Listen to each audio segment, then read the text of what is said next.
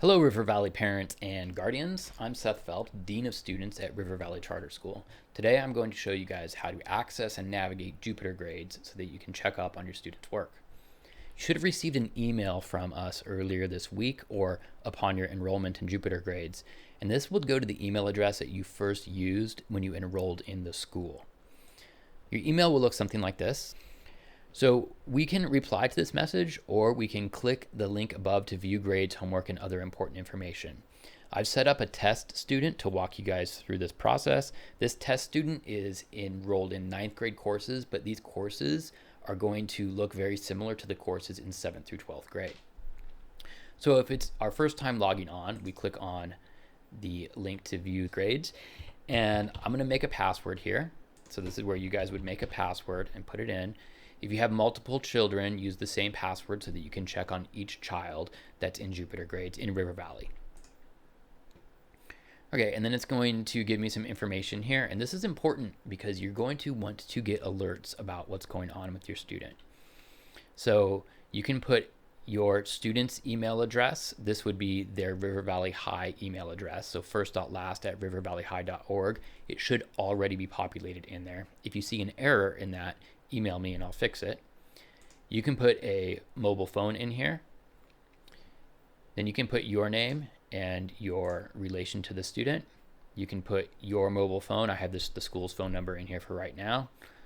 And you can click stay logged on this computer if it's only you using this computer, or if it's a personal device that you're using. Under notifications, what you should be clicking on is what notifications you want to receive daily and weekly. Now, the alerts can be sent out on any day of the week. Usually people set them up for Friday, and they set them up to be their grades being emailed. So your notifications, you can get web messages and email, messages, group discussions, behavior alerts, and absences. So the default here is to be setting up for web messages and email, but you might want to get text message email alerts as well. I'm going to go ahead and click all of these in here. And you can also have your grades sent only if there's missing assignments, if total is a C or D or lower, or you can just say always on Friday, send me a grade printout. And then we're going to go ahead and click on done. And now we are into looking at our students' work. These are the courses that your student is enrolled in, and I went ahead and enrolled this student in 5 classes plus PE. So Spanish, Integrated Math 1, Literature and Composition, U.S. History, Earth Science, PE, and then Independent Study and Math Tutoring are just ways for us to message everybody and to keep track of everybody. When I click on a course, it's going to take me to the grade book for the course and what has been done so far. Each of your teachers will have given you a syllabus and can walk you through any of the nuances of their particular grade books. I'm just going to go over the big picture ideas that work for everybody. Now, in Jupiter Grades, we use the system at River Valley a little bit differently than most schools do. Most schools are set up for 5 days a week, and so they use the calendar system in Jupiter Grades, whereas we do not. So if you want to find your students' work, here's what you're going to want to do. Click on the top left up here to open this menu, and you're going to want to click on the Materials tab. Once you're in the Materials tab, you can scroll through and see all of the materials that have been posted by the teachers for all of the courses. So let's take a look at Spanish.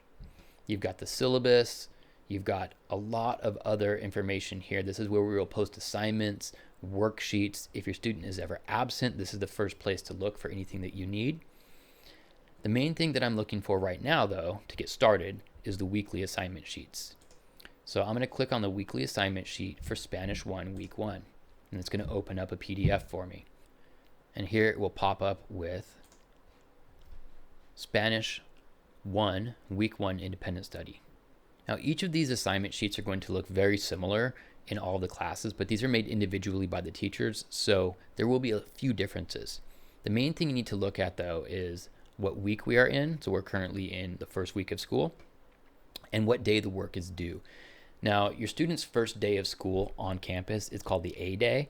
So for 9th and 10th graders, Tuesday is the A day. And for 11th, 12th, 7th, and 8th, Wednesday is the A day, followed by the B day on their second day of the week. So we have 1A and 1B each week. And then the days that they're not on campus are considered their off-campus days or their off days. So what you want to look at here, and what your student wants to look at, is when is the work due, because that will tell them when to do it. So we're assuming that this is a Tuesday, Thursday student, and that 1A was the first day of school. They need to print out and read the course syllabus posted on Jupyter. Have your parent or guardian read this document as well. Both of you should sign page 2 of the syllabus and bring to class on your first day with you.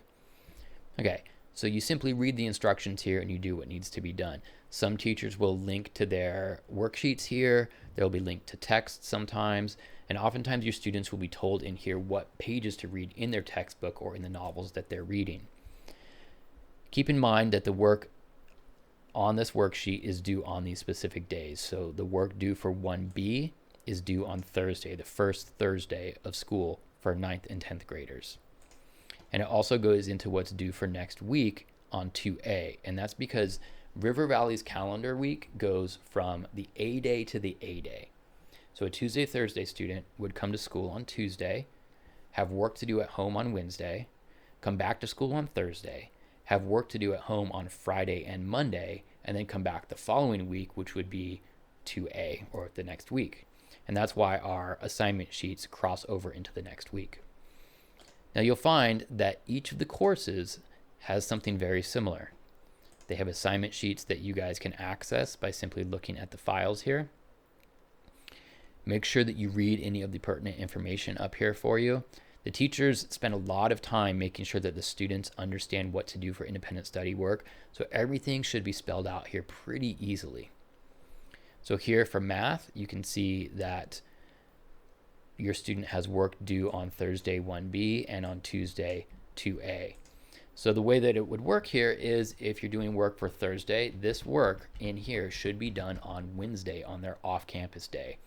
And this work down here should be done on Friday and Monday, their off-campus days, to be turned in on 2A. And you can see that you can do that for all of your courses. The IS sheets sometimes are links to live documents that your teachers are working from, and sometimes they are simply PDFs. But you're going to have that for all of your courses. You're going to be able to find all of the information that you need by simply clicking through the links.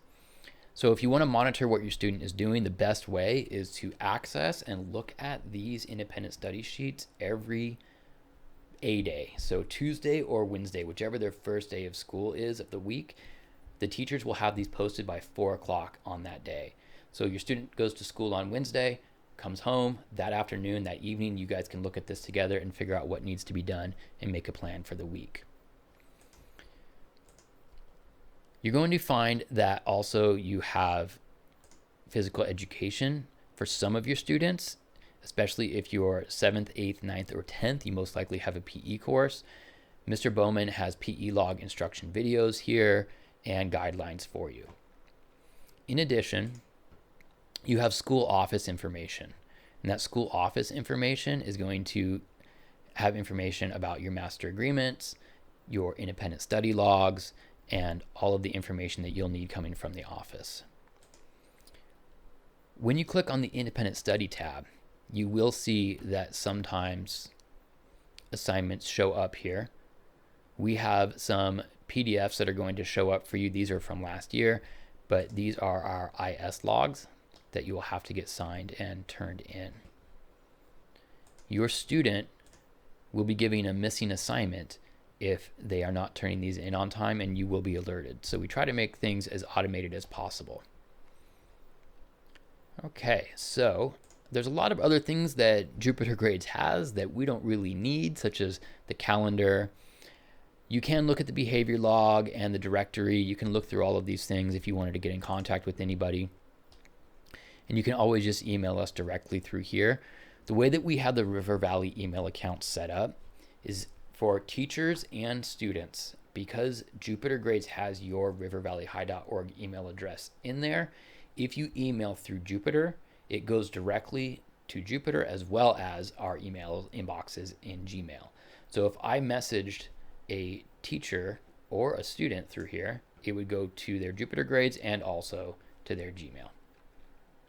All right, so that's pretty much it for the quick tutorial. If there are any further questions, let me know. And be sure to check out the student tutorials, because that's going to go more in depth with how to turn assignments in, how to access documents, and how to incorporate using Google Docs with Jupyter Grades.